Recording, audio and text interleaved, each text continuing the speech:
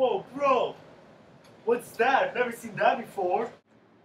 My boy, it's actually called a snake. A snake? Yes, a snake. Aren't those really slow? How do they survive in nature? Well, my boy, they have developed these ways of surviving through time. Let's go to my lab, and I will explain in further detail. Okay! Alright, so here's my lab. You can see all the pictures of snakes I have here, and all the pictures of snakes I have here. Here, you can see a rattlesnake. This snake has developed a really interesting trait. It's rattle. Each time an intruder comes near to them, they will sound the rattle, indicating that you should go away, or the foe will be injected with a dose of deadly venom. Wow, that's awesome! Here, you can see a black mamba. This is the longest venomous snake in Africa. It is named for the black color of the inside of the mouth. In contradiction to what you said about snakes being slow, this snake can reach 16 to 20 kilometers per hour, and it has the reputation for being the most aggressive and highly venomous, and it's among the most venomous land snakes in the world.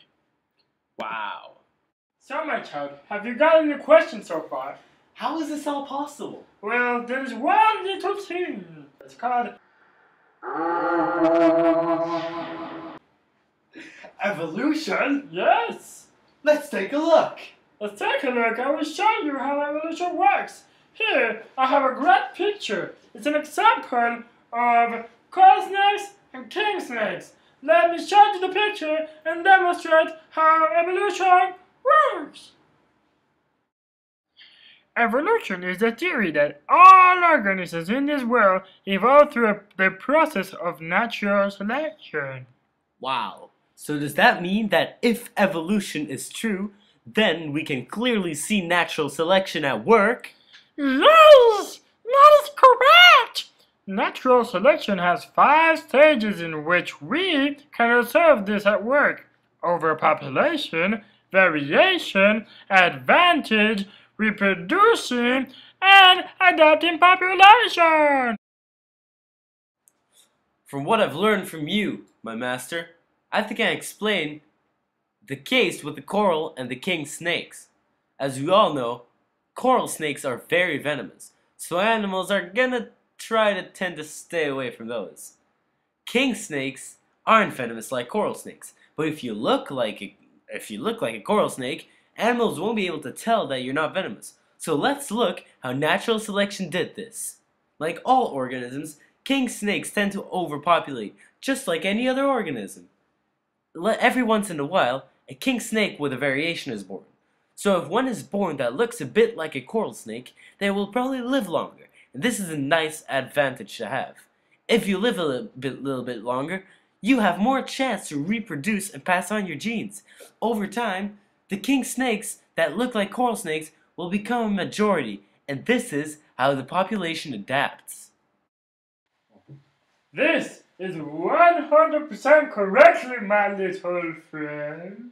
We could go on the jungle, on any environment that we wanted, take an organism from that environment, test what you have just said to us, test it on those animals, and we will get similar results than what we have just seen with our coral snake and the king.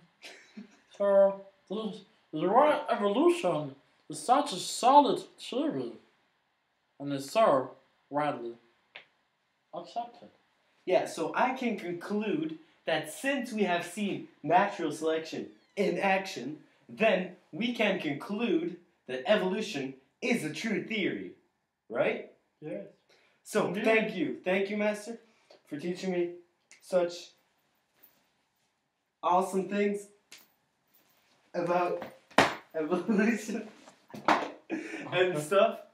Yeah. And I will make sure that I go out into the world and show all of my bros and everything who doesn't know about this awesome thing yet, and I'll show them about evolution, and they'll say like, wow, that's amazing. You will educate people like I just educated you. Yes. Go. and be with Darwin. Bye.